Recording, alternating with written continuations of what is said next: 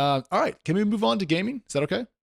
Let's do it. Alex has been waiting for this moment for 6 It's true because the Equity Crew being a also part-time Call of Duty team. Little known fact. I reject this characterization. I think I'd be killed in the first 20 seconds of playing Call of Duty. I wouldn't even Um, log on. Stopped at the login screen. This is what I have to put up with week in, week out when trying to explain the importance of gaming as a cultural and economic and even startup story to my dear friends and colleagues who couldn't play Pong on an Atari if they tried.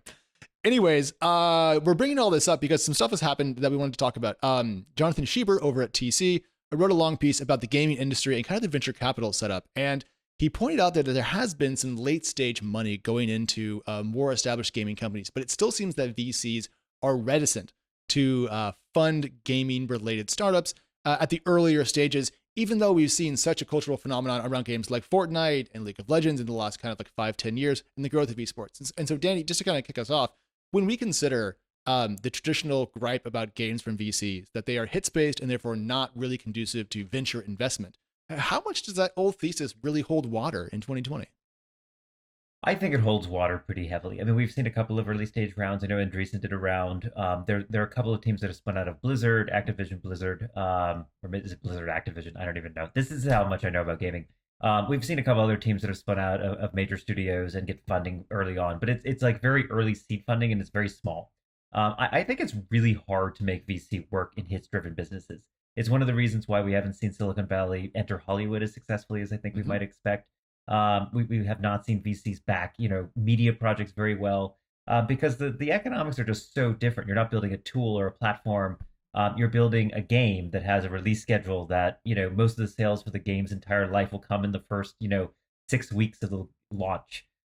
You're not being, there's no product market fit that you can slowly build up over time. It just, the entire model is different.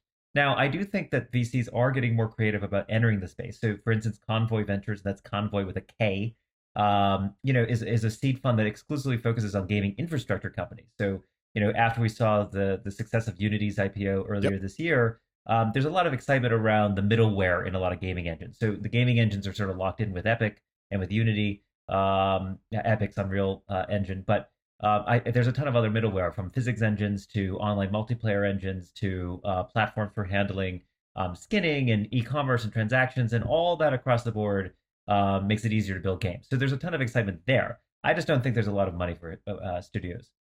I'll add that there is a venture firm that closed a 165 million investment vehicle just for gaming, Bitcraft, which Sheba mentioned in the story. Thought that was a solid amount of money, and obviously their performance will set the stage for a lot of future investments. But Danny, I think you're absolutely right. Like, gaming feels much more interesting at a macro level of infrastructure, analytics, socializing. Alex, I want you to completely disagree with me, but I think that's Just obviously. I think it's easier to sell it as like a something disguised as a SaaS company than a gaming company to VCs at this point. So all that's probably right. I mean, the old adage about selling picks and shovels is better than mining for gold really does hold up across a lot of platforms. This is why Twilio was worth 80 bajillion squillion dollars today. I respect all of that. But one thing that really stood out in the story was a quote from Alice Lloyd George, the founder over at Rogue Ventures. And she says that, Fortnite really kind of looks like a SaaS business. Strong gross margins of like 73%. And the net kind of retention of users and revenue as they spend in the game looks a bit like SaaS. And so I wonder if we're seeing games break out from the model that Danny mentioned, which is, all the sales in the first couple of weeks, and then it really trails off, and then you have to go make another game, and there's a bunch of revenue declines. That's the old school, like, id Software. You make Doom every 4 years, everyone buys it, and then I get killed a lot in Doom because I'm bad at it. That was last night. But instead, I think these other games really do fit the venture model better. And I think the VCs that are able to separate the wheat from the chaff, as it were, on the gaming studio side could make a lot of money. And that's what VC is supposed to be about, the contrarian bet, not just doing the same damn thing that everyone else has always done. Oh, look, it's a SaaS toolkit for developers. That's like JFrog. No, it's pretty good. Like, I mean, who gives a shit? That's easy. I could do that. I think that, look, it's absolutely SaaS. Fortnite is the SaaS product today. The problem is that, unlike an enterprise SaaS product where once you're sort of installed, churn is, 0.5%, 1%, and you get to keep these customers potentially for a decade or more, games they come in and out. I mean, Fortnite's at its peak of its popularity. Are we going to have hundreds of millions of people playing Fortnite in a decade? I mean, I think So that's an open question. I mean, no franchise has held together that long because people get bored. They want new mechanics. They move on to some other things. It's extraordinarily competitive, because it's ultimately people's entertainment time.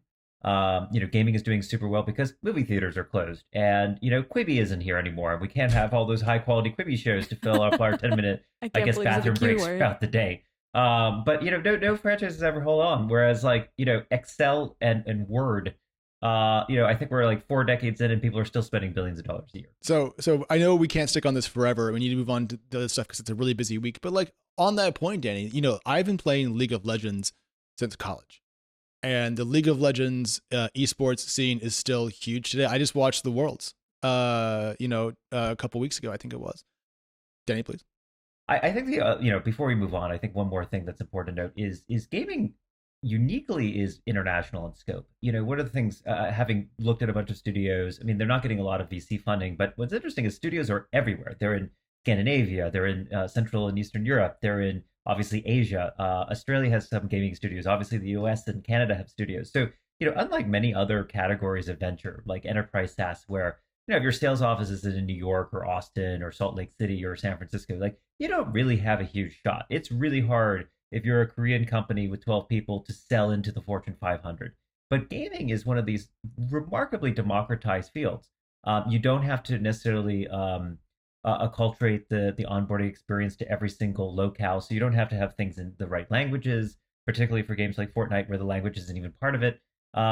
You don't have to necessarily have the sales mechanism where you have to understand how to sell into all kinds of different types of companies and how their procurement processes work. Like if your game is fun and popular, it's going to be successful, and that allows studios all around the world in a way that I just don't see in enterprise SaaS.